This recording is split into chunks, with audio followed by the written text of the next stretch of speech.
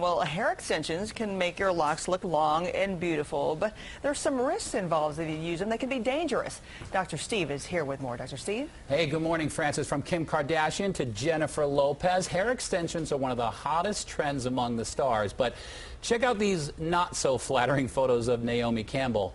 There you go. She suffered from a condition called traction alopecia after wearing hair extensions for years. Well, joining me now to talk about the do's and don'ts of hair extensions is board-certified dermatologist Dr. Schweiger and Kioma Odimegu, who used to wear hair extensions herself. Good morning, guys. Hi. Good morning. All right, so Dr. Schweiger, there are two types of hair extensions. Tell me about those, the permanent and temporary type. So there are permanent and temporary. The temporary are just that. They're clip-on hair extensions. They're meant to be used for weddings, for special occasions, to test out a new hairstyle. And they're generally the safer of the hair extensions. Then there are permanent hair extensions, and there's different types. One permanent type you actually sew into the hair. So you sew it into the existing hair, not the scalp, but the existing hair. Exactly. Right, okay. So into the hair.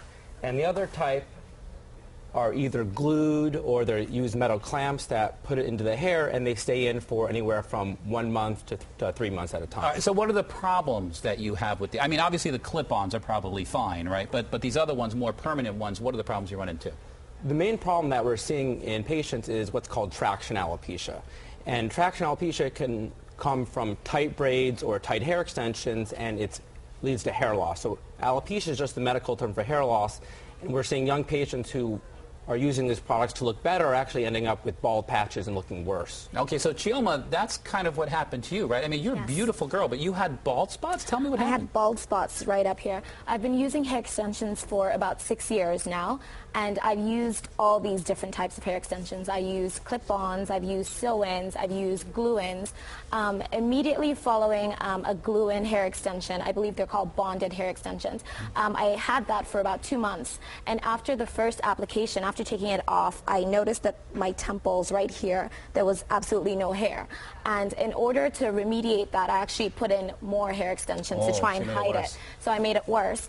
And then following that, earlier in 2010, I used sew-in hair extensions. But my hair was already very thin by then. Right. And I was trying to hide my bald area, so I was braiding my hair extensions right up to the front. Right. It just got worse and worse. So obviously you think that the temporary ones are better. What's the treatment for something like that, really quickly? Right.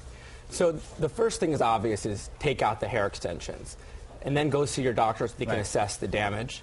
Oftentimes time will grow back the hair. If not, we can use injections with cortisone. The last line is hair transplant surgery, which a lot of people don't know is an option. With a hair transplant, we take out a long strip of hair in the back of the scalp, and we dissect it to slivers, then into individual hairs, and actually place them in the balding area to bring back the hair. And the good thing about that is that it's not the old hair transplants of the past. It will look like little cornrows. It really does look great. All right, Dr. Schweiger and Chioma, thanks so much for coming in. Really appreciate it. All right, for more information on hair loss, head over to our website, PIX11.com. And don't forget to tune in every Sunday evening at 6:30 p.m. for an all-new episode of The Dr. Steve Show right here on PIX 11. Ladies.